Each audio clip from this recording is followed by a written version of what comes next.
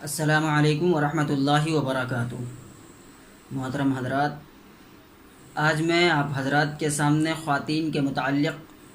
ایک ضروری مسئلہ لے کر حاضر ہوا ہوں، کیونکہ یہ مسئلہ ہر عورت کے ساتھ ہوتا ہے ہر مہینے کے اندر۔ اسی لیے رمضان المبارک کے اندر بھی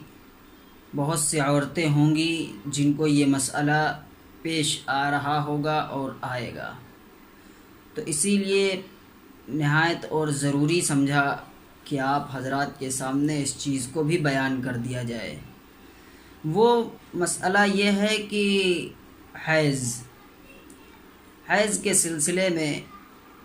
حیض ایک اللہ تبارک و تعالی کی طرف سے قانون ہے جس کو پیریڈ بھی بولا جاتا ہے اور حیض بھی بولا جاتا ہے۔ اب عام طور سے خواتین حضرات کے یہ مہینے میں ایک مرتبہ آتا ہے اور اس کی مدت کم سے کم 3 دن رکھی گئی ہے اور زیادہ سے زیادہ 10 دن۔ کم سے کم 3 دن رکھی گئی ہے اور زیادہ سے زیادہ 10 دن مدت مقرر کی گئی ہے حیض کی۔ تو اب اس کے اندر عورتیں اکثر و بیشتر اس غلط فہمی میں رہتی ہیں کہ اگر ہم روزے سے ہیں اور پیریڈ آ گیا، روزے کی حالت میں ہوں اور پیریڈ آ جائے یعنی حیض کا خون آ جائے تو کیا ہمارا روزہ ہوگا یا نہیں ہوگا۔ اگر روزے کی حالت میں ہمیں حیض کا خون یعنی کہ پیریڈ آ گیا تو کیا ہمارا روزہ ہوگا کہ نہیں، اس میں ہماری مائیں بہنیں یہ غلطیاں کرتی ہیں کہ یہ سمجھتے ہیں کہ اگر زوال کے بعد یہ کام سٹارٹ ہوا ہے، زوال کے بعد پیریڈ آیا ہے تو ہمارا روزہ مکمل ہو جائے گا، اور اگر زوال سے پہلے پیریڈ آیا ہے تو روزہ مکمل نہیں ہوگا۔ میری مائیں بہنیں اس چیز کو توجہ دیں،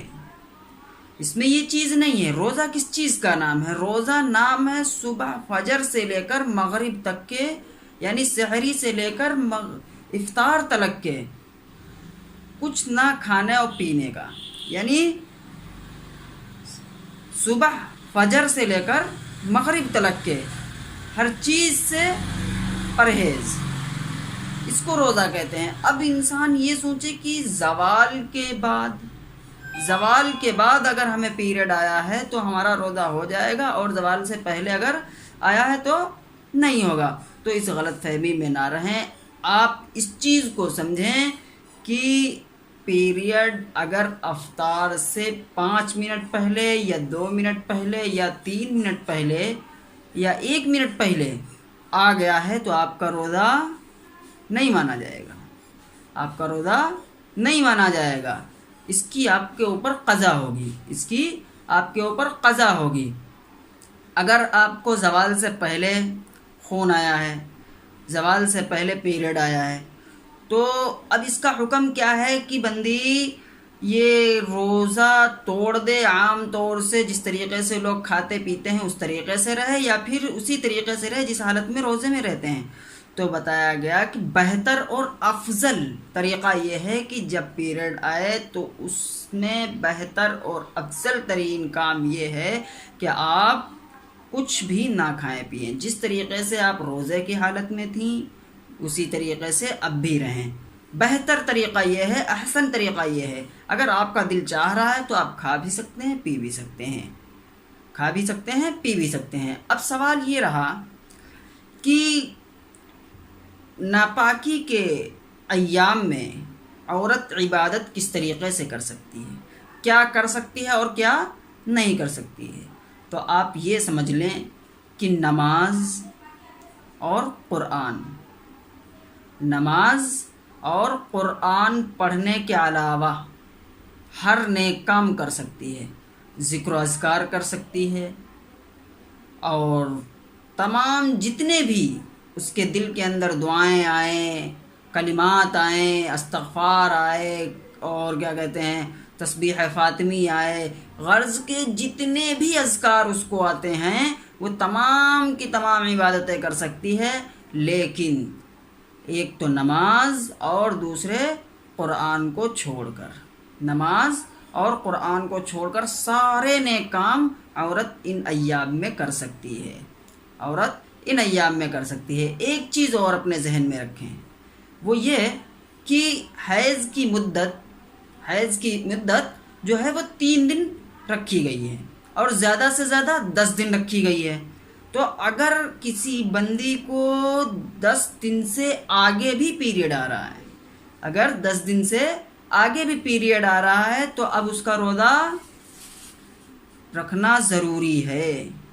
اس کا روزہ رکھنا ضروری ہے، کیونکہ زیادہ سے زیادہ مدت جو ہے 10 دن ہے۔ عام طور سے 10 دن کسی کے آتا نہیں، لیکن پھر بھی 10 دن مدت رکھی گئی۔ اگر 10 دن کے بعد بھی اگر کسی عورت کو اس چیز کی شکایت ہے تو وہ استحاضہ ہے، یعنی بیماری کا خون ہے، تو اس میں آپ کو روزہ رکھنا ضروری ہوگا،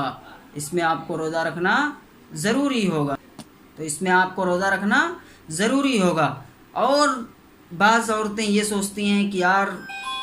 ہمارا دل کر رہا تھا ہم روزہ رکھیں، تلاوت کریں، نماز پڑھیں، ذکر و اذکار کریں، ہر نیک کام کریں، لیکن اب ایام حیض کی بنا پر ہمیں روزے بھی ترک کرنے پڑ رہے ہیں اور قرآن کی تلاوت بھی ترک کرنی پڑ رہی ہے۔ تو آپ اس چیز کی امید رکھیں کہ اللہ تبارک و تعالی آپ کو اس کام پہ بھی اجر دے گا، کیونکہ یہ تمام کی تمام چیزیں اللہ کی طرف سے ہوتی ہیں۔ ہمارے دل کے اندر تو یہ استقامت تھی، ہمارے دل میں اس چیز کا عہد اور پیمان تھا کہ ہم تمام روزے رکھیں گے، تمام چیزیں، تمام نیک کام کریں گے، لیکن اب یہ بیچ میں مجبوری آئی، یہ بھی اللہ کی طرف سے دی گئی ہے۔ اب جب آپ اس چیز پہ صبر کریں گے تو اللہ تعالیٰ آپ کو اس پہ بھی اجر اور ثواب عطا فرمائے گا۔ اور جن لوگوں کے جو ایام حیض میں روزے چھوٹتے ہیں وہ حضرات رمضان المبارک کے بعد میں اس کی قضا کریں، اور جو 10 دن کے بعد میں جن کے وہ آتے ہیں، خون آتا ہے، تو ان کا وہ بیماری کا خون ہوتا ہے، اس میں آپ کو روزہ رکھنا ضروری ہے۔ امید ہے کہ آپ کو یہ مسئلہ کلیئر سمجھ میں آ گیا ہوگا۔ اپنے دوسروں تک شیئر کریں اس چیز کو تاکہ ان لوگوں کو بھی آگاہی ہو سکے۔ جب تک کے لیے میں آپ سے اجازت چاہتا ہوں۔ السلام علیکم ورحمۃ اللہ وبرکاتہ۔